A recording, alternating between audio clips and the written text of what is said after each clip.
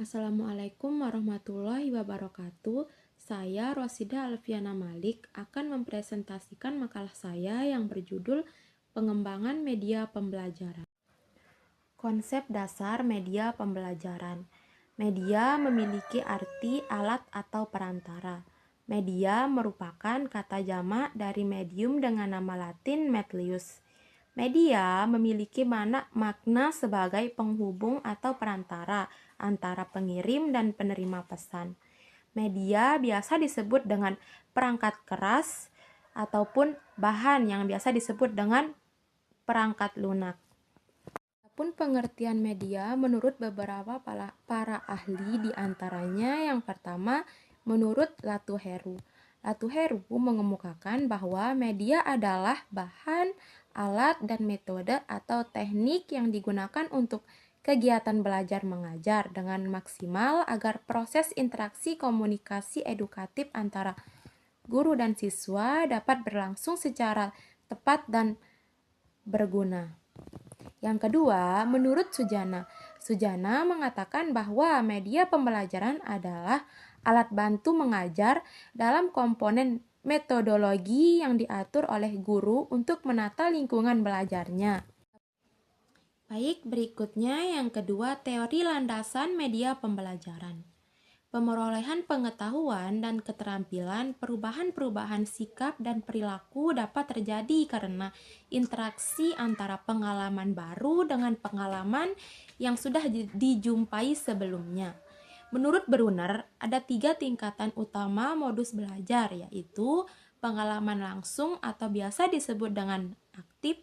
Yang kedua, pengalaman Victoria atau melihat gambar biasa disebut dengan ikonik, dan yang ketiga pengalaman abstrak atau biasa disebut dengan pengalaman simbolis. Misalnya belajar memahami apa dan bagaimana sholat dan tata cara berwudu. Oke, next, klasifikasi media pembelajaran. Klasifikasi media pembelajaran berdasarkan cara penyajiannya ada 7, yaitu yang pertama media grafis, yang kedua media bahan cetak, yang ketiga media gambar diam, yang keempat media proyektor diam, yang kelima media audio, yang keenam media audiovisual, dan yang ketujuh media film. Oke, baik, yang keempat, kriteria pemilihan media pembelajaran. Dalam memilih media pembelajaran, guru sebaiknya memperhatikan kriteria-kriteria sebagai berikut. Yang pertama, ketepatannya dengan tujuan atau kompetensi yang ingin dicapai.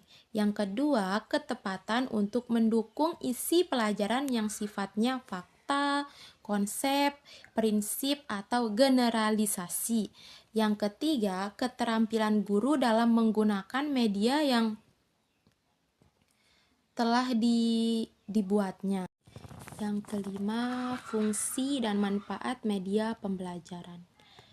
Dengan adanya media pembelajaran, dapat meletakkan dasar-dasar pengetahuan berpikir yang nyata dan dapat mengurangi pemahaman secara verbalisme. Berikutnya, dengan adanya media dapat memperbesar minat dan bakat siswa dalam belajar. Oke, selanjutnya bagian B, pengembangan media pembelajaran.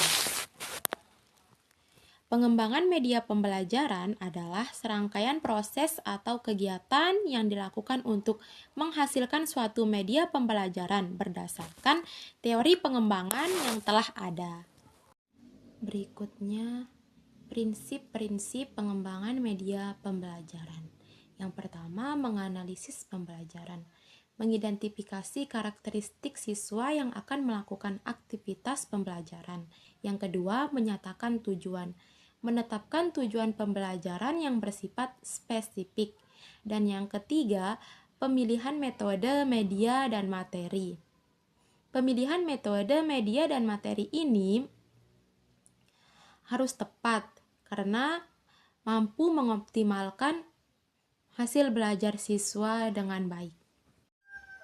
Oke, berikutnya media Berikutnya, pengembangan media pembelajaran di jenjang sekolah dasar ada 4. Yang pertama, media pembelajaran berbasis audio.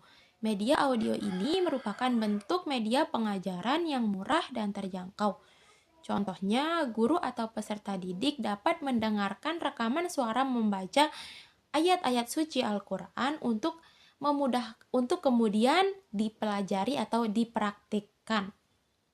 Yang kedua, media berbasis visual. Media berbasis visual adalah media yang melibatkan indera penglihatan, contohnya seperti gambar atau foto. Yang ketiga, media berbasis audiovisual. Media berbasis audiovisual ini media yang melibatkan indera penglihatan dan indera pendengaran, contohnya seperti video. Dan yang keempat adalah media berbasis cetak, contohnya seperti buku paket, itu benda-benda yang dicetak.